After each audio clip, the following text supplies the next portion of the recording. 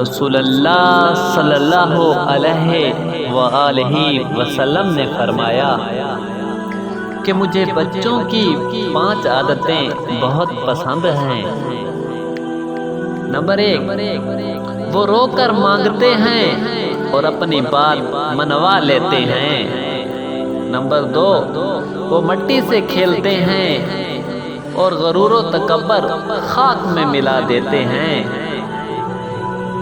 Number 3، جو مل جائے کھا لیتے ہیں، زیادہ جمع یا ذخیرہ کرنے کی ہوس نہیں رکھتے۔ نمبر 4، لڑتے ہیں، جھگڑتے ہیں اور پھر صلح کر لیتے ہیں، یعنی دل میں حسد، بغض اور کینہ نہیں رکھتے۔